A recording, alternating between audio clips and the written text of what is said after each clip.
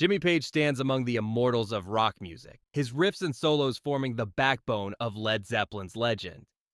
At 81, his place in history is unquestionable, yet the internet still loves to drag his name into clickbait headlines.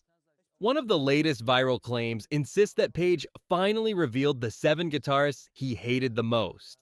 It's a juicy idea, imagining the master guitarist scribbling down a hate list. But as usual, the truth is much more interesting than the myth. Page has never produced such a list. In fact, he is known for being respectful when speaking about his peers. What he does do, however, is share honest opinions, sometimes sharp, sometimes surprising. He critiques certain words, rejects songs he felt didn't measure up, praises overlooked virtuosos, and even responds to digs from rivals without escalating the feud. In each case, his words reveal not a man driven by hate, but one deeply protective of rock's authenticity. So today, let's look past the clickbait. Instead of 7 guitarists Jimmy Page hated, we'll explore the 7 moments where his real thoughts came through most clearly. Number 7. Responding to Keith Richards' digs. Yeah. Yeah. Thank you very much. Oh gosh. Yeah. I'm also very shy, I'll be Yeah. honest with you. Even legends aren't safe from criticism. In 2024, Rolling Stones guitarist Keith Richards made headlines when he dismissed Led Zeppelin as a manufactured band. It wasn't the first time Richards had poked fun at Zeppelin, but the remark struck many fans as unfair. Well, as a band, I felt that aptly named, it never took off for me, music. After all, Page's band was notorious for its raw power and organic chemistry.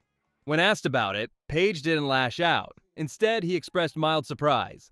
Led Zeppelin was formed naturally, not by management design. He reminded interviewers that Zeppelin came together out of mutual respect among musicians, not record label strategy. That statement matters because Page has always been proud of Zeppelin's authenticity. The band may have become larger than life, but its roots were humble. 4 men in a room chasing a sound no one else had dared to combine. What's fascinating is how Page balanced honesty with restraint.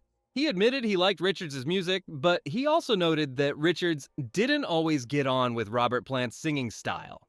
By keeping his focus on music rather than personalities, Page diffused what could have been a bitter war of words. Instead of hating Richards, he chose to reassert Zeppelin's origins. This response says a lot about Page's character. In a world where social media rewards outrage, he leaned on dignity. He didn't deny Richards' right to an opinion, but he refused to let the narrative stand uncontested. It's a reminder that Page's reputation wasn't built on gossip. It was built on music that continues to speak for itself. And here's something for you to think about. If you were in Page's shoes, would you fire back at Richards with equal force? Or would you take the high road and let the music do the talking? Number 6. The song he hated, Living Loving Maid. For all his reverence toward music, Jimmy Page never hesitated to critique his own work. If there's one thing he openly admitted to hating, it wasn't another guitarist. It was a song from Led Zeppelin's own catalog. The track in question, Living Loving Maid, She's Just a Woman, from Led Zeppelin II. On the surface, the song is a straightforward rocker. It features Page's familiar riff-driven approach and Robert Plant's cheeky vocals, fitting neatly into Zeppelin's late 1960s hard rock palette. Yet Page repeatedly dismissed it as a throwaway. In interviews, he made it clear that he felt the song lacked substance and depth. Unlike Whole Lotta Love or Heartbreaker, it didn't challenge him creatively, and his verdict was final. Led Zeppelin never performed Living Loving Maid live, not once in their career. That decision speaks volumes. Zeppelin often reworked even their simplest songs on stage, but for Page, this one wasn't worth revisiting. His dismissal highlights just how high his standards were. Even as fans embraced it, Led Zeppelin II sold millions. The guitarist couldn't stomach a piece of music he felt didn't measure up. There's something refreshing in that honesty. Page wasn't chasing perfection in every note, but he knew when something fell short. Rather than pretending to love everything he created, he admitted his missteps. In a way, that vulnerability only adds to his credibility as an artist. It also sparks an intriguing question for fans. Should an artist embrace every part of their catalog, or is it fair to distance themselves from songs that don't reflect their vision? Some argue that once a song belongs to the public, it takes on a life of its own. Others believe, as Page did, that honesty matters more than appeasing nostalgia. So, what do you think? If you were in Jimmy Page's shoes, would you still play Living Loving Maid Live for the fans who loved it? Or would you stand firm and shelve it forever? Number 5. Regret over never seeing Syd Barrett. Jimmy Page's career is often framed through the lens of thunderous riffs and electrifying solos, but he has always been open about admiring artists outside Zeppelin's hard rock orbit. Well, what are you going to do when you leave school? Take up skiffle? No, I want to do biological research. Do you? I do that already. What do you mean by biological research? Well, cancer, if it isn't... You mean be a doctor? No, I haven't got enough brains for that, I don't think. So Not enough brains? No. Well, I'm sure you have. One of the names that consistently comes up is Syd Barrett, the original creative force behind Pink Floyd. In a 2017 conversation with Mojo editor Phil Alexander, Page revealed that although he hadn't been deeply involved in the psychedelic scene of the 1960s, Barrett stood out to him as a rare visionary. He even went as far as calling Barrett a genius, a word Page usually resisted when applied too loosely. What struck him was Barrett's ability to bend rock music into something unfamiliar, dreamlike, and strange. Yet, for all that admiration, Page confessed to a regret. He never saw Barrett perform live. "I bloody well wished I had," he admitted. For a man who witnessed and shaped so many legendary performances himself, missing out on Barrett was a genuine disappointment. He sensed that Barrett's brief time on stage had reshaped the possibilities of what rock could be, even if he wasn't there to see it firsthand. This admission humanizes Page. It shows that even icons have their what-if moments. Those nagging regrets about concerts missed, collaborations never pursued, or fleeting opportunities lost. For Page, Barrett represented a frontier in rock that was tragically short-lived. I heard you shut your lady down, you shut her down in the ground. Barrett's struggles with mental health forced him out of Pink Floyd early, leaving behind a handful of recordings that still captivate listeners today. What makes Page's words even more powerful is that they contrast with his usual reluctance to hand out the genius label. If he reserved it for Barrett, it tells us just how profound he considered his influence. So here's something to think about. If you had the chance to see one vanished performance in history, be it Syd Barrett, Hendrix, or Zeppelin themselves in their prime, what would you choose? For Jimmy Page, the answer was clear. Among all the concerts he played and all the stages he conquered, the one he never saw, Syd Barrett in his prime remained an unshakable regret. Number 4, spotlighting unsung virtuosos. One of Jimmy Page's most admirable traits is his willingness to draw attention to musicians who never enjoyed the same fame he did. Rather than gatekeeping the spotlight, he often used interviews to highlight players whose skill impressed him but who remained relatively unsung. Take Elliott Randall, for example. Randall's guitar solo on Steely Dan's Reelin' in the Years is often hailed as one of the sharpest, most precise solos in rock history. Page praised it openly, noting the way Randall blended technical precision with effortless feel. Coming from Page, a man known for his own legendary solos, that acknowledgement was no small compliment. He also singled out Amos Garrett, whose fluid bending style gave Maria Muldaur's Midnight at the Oasis its dreamy, jazzy flavor. Garrett may not be a household name, but Page admired his inventiveness and the way he carved a distinctive voice out of just a few notes. It wasn't about speed or flash, it was about character, something Page valued deeply. And then there was Les Paul. Page didn't just respect him as a guitarist, he called him the one, recognizing that without Paul's invention of the solid body electric guitar, modern rock might not exist at all. For Page, this wasn't about fandom, it was about acknowledging the foundation his own career stood upon. By spotlighting these musicians, Page revealed something essential about himself: his humility. He didn't need to knock others down to elevate himself. Instead, he understood that rock's greatness was built by a wide cast of characters, not just a few superstars. His shout-outs served as reminders that inspiration often comes from unexpected places. So here's a question for you. Have you ever discovered an underrated artist because a bigger name pointed you in their direction?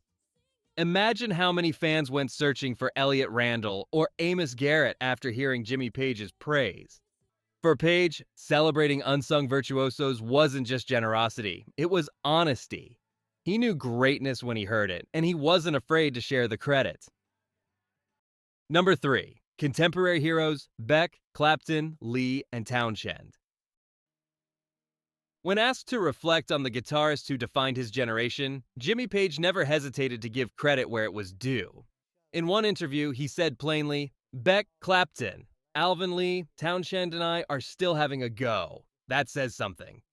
It was a simple statement, but one packed with meaning. Page grouped himself with peers who had, like him, survived the tumultuous rise of rock in the 1960s and endured into later decades. Jeff Beck, his old Yardbirds bandmate, remained one of the most inventive players of all time. Page admired Beck's ability to reinvent himself continually, melding jazz, rock, and electronica into a style no one else could touch. Eric Clapton, often called Slowhand, was another figure Page respected. Despite their different paths, Clapton's blues purity and melodic phrasing carved out a space in rock that Page could appreciate, even if their tones and approaches diverged. Alvin Lee of 10 Years After brought blistering speed and technical firepower, while Pete Townshend of The Who delivered raw power through rhythm, songwriting, and stagecraft. By mentioning these names, Page revealed his admiration not just for technical prowess, but for longevity. Surviving decades in the music business takes more than skill. It requires adaptability, resilience, and a refusal to let the industry or public wear you down. That, to Page, was something worth celebrating. What's striking is how inclusive his perspective was.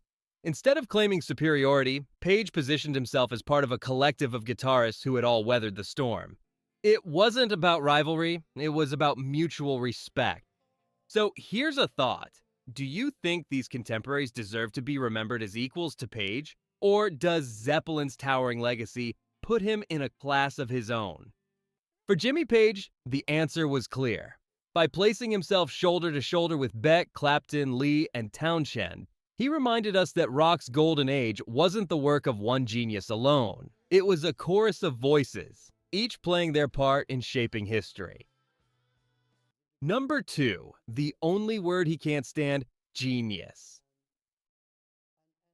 Jimmy Page has been called many things throughout his life: innovator, guitar hero, pioneer. But there's one word he's never been comfortable with: genius. In a 1975 Rolling Stone interview, he explained, "The only term I won't accept is genius. It gets used far too loosely in rock and roll." For Page, the problem wasn't modesty, it was about precision. He felt the label was often tossed around casually, applied to any musician who happened to write a hit or develop a catchy riff. In his view, rock still had a long way to go before it could shoulder the same artistic weight as classical composition, where the word genius might more properly apply to figures like Bach or Beethoven. This doesn't mean Page denied the artistry of his peers. Far from it. He respected the innovation of Hendrix, the vision of Syd Barrett, and the power of contemporaries like Clapton or Beck. But he drew a line between respect and exaggeration. By rejecting genius, he was pushing critics and fans to think more carefully about what true innovation really means. There's something refreshing about this honesty. Many artists gladly accept lofty titles because they burnish a myth. Page, by contrast, worried that inflated praise cheapened the craft. He preferred to let the music speak for itself. If Zeppelin's layered soundscapes, from Stairway to Heaven to Kashmir, changed the face of rock, he wanted people to describe why, not hide behind a catch-all label. So here's a question. Do you agree with Page that the word genius is used too loosely? Or do you think some rock musicians genuinely deserve it? By refusing to embrace the term, Page reminded us that humility and rigor can coexist with greatness. He didn't need the word genius attached to his name to prove his worth. His riffs, solos, and arrangements have already carved his place in music history. No overused label required. Number 1. Jimi Hendrix, the best we ever had. When it comes to guitar legends, Jimmy Page rarely speaks with the kind of reverence he reserved for Jimi Hendrix. In a 1975 Rolling Stone interview, Page mourned Hendrix's passing with words that still resonate. "We've lost the best guitarist any of us ever had, and that was Hendrix." For Page, Hendrix wasn't just another peer. He was a force of nature. Hendrix's ability to coax otherworldly sounds out of a guitar redefined what the instrument could do. Feedback, distortion, wah-wah effects. All tools Hendrix elevated into art. Even Page, with his own arsenal of techniques, admitted that Hendrix was on a level no one else had reached. What makes this statement even more poignant is the regret Page expressed alongside it. He confessed that he never had the chance to watch Hendrix perform live, or to sit down and talk with him about music. "It would have been a thrill," he said. For a man who played with countless legends, that longing speaks volumes about Hendrix's stature. Page's admiration also strips away the idea of rivalry. While fans love to pit guitarists against each other, Page versus Clapton, Hendrix versus Beck, Page himself dismissed that kind of competition.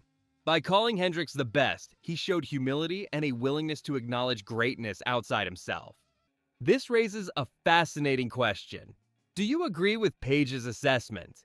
Was Hendrix truly the greatest guitarist of all time, or is that title impossible to pin down? For Jimmy Page, the answer was clear. Hendrix wasn't just another talented player. He was the benchmark by which all others would be judged. His untimely death at 27 only deepened the sense of loss, leaving Page and countless others to wonder how much further he might have pushed the boundaries of sound. In the end, Page's words about Hendrix reveal something deeper about himself. Even at the height of his own success, he understood that greatness isn't diminished by praising others, it's amplified. So what do we learn when we look past the clickbait? Jimmy Page has never drawn up a blacklist of guitarists he despised. On the contrary, his words reveal something far richer. He mourned Hendrix as the greatest of them all, praised unsung heroes like Elliott Randall and Amos Garrett, and spoke with admiration about contemporaries who, like him, survived the storms of rock's golden age. Even when baited by Keith Richards, he chose dignity over spite. His harshest criticism was reserved not for rivals, but for himself. Page openly admitted to disliking Living Loving Maid and refused to play it live because it didn't meet his own standards. He questioned the lazy use of the word genius, reminding us that greatness is earned, not declared. And when he spoke about missing Syd Barrett, his regret showed just how much he valued originality, even in musicians outside his own scene. Far from being a man consumed by grudges, Page comes across as a musician who believed rock deserved honesty. Praise should be earned, criticism should be constructive, and above all, music should strive for authenticity. So here's my question to you. Which of Page's views struck you the most? Was it his dismissal of overblown labels, his refusal to play songs he didn't respect, or his humility in calling Hendrix the best we ever had? Drop your thoughts in the comments. I'd love to hear whether you think Page's standards still matter today, or if rock music has changed too much to live up to them. Because in the end, Jimmy Page reminds us of something timeless. The greatest respect you can show music is to take it seriously.